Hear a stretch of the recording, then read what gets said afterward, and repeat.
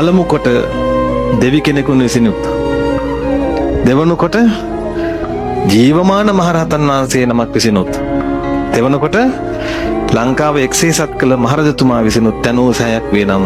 මහියංගන සෑය විතරයි.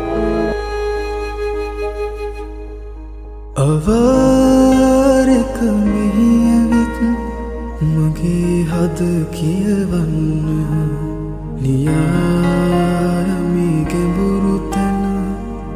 ආදරේ උතුරන්න